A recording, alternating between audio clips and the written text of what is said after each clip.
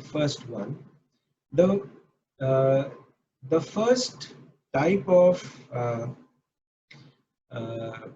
first thing that we have to think about when we are talking about scale development is what happens to the, so if you see this dotted line, above the dotted line is our conceptual domain, and below the dotted line is the solid line where we are talking about measurement. Now, the difference between the concept or the construct and the measurement, this is the latent and this is the measured. You see it, the distances are small, then high, and then still higher. What does it mean? That this is more tangible.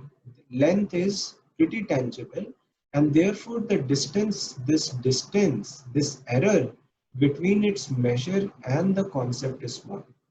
But when you have abstract psychological constructs, then the distance between the measure and the construct is high, because the measurement, the likelihood of the measurement error is going to be high, right? So that is something that this figure, this is taken from the reading that I have given you. And the second thing that I want, that is that we are talking about here is, for one latent construct, because we don't know what the true latent construct is, you can have multiple measures, right? You can have measurement 1, measurement 2, measurement 3, and these are all alternate measures of preference for numerical information.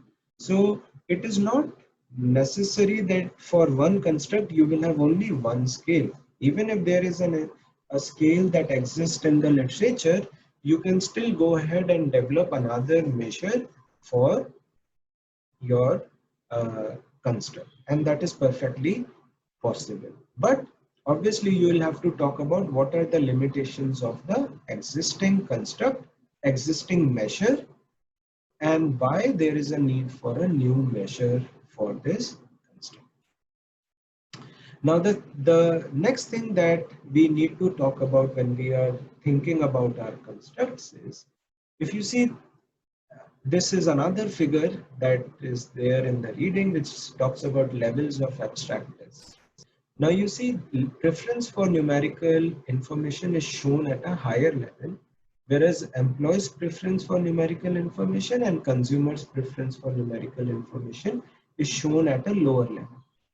Now what it means is, this figure is only showing us that consumers' preference and employees' preference, this is more specific.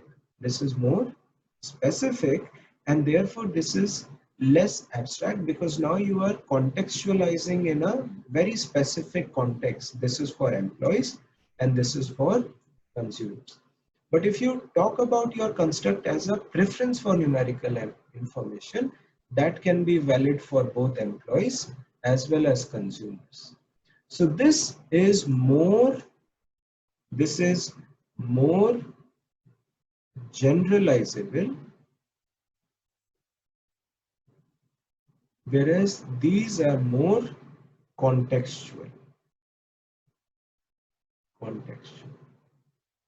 And accordingly, because it is very contextual, you will only use this scale in the context of employees. You will not use it in the context of consumers. This scale, you will use it only for consumers and not for employees.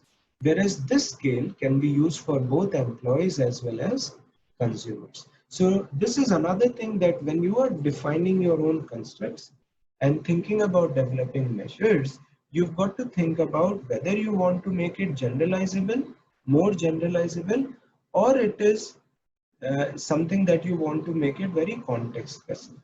There are no right and wrong answers. You can make your measures more context specific. The only downside there is that your usability of the scale is less, maybe less, if you are making it too contextual. So it's a compromise between very abstract and highly generalizable, and very specific and very low abstractness of the construct. Somewhere in between, you will have to exercise your judgment. This is again something that I was mentioning, you see consumers' preference for numerical information. You can be more specific. You can be more specific. You can say usage of calorie information. Now the usage is going to be even more limited.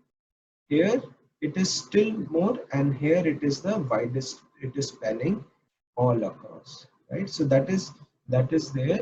Uh, uh, uh, that is what we are talking about, and all these are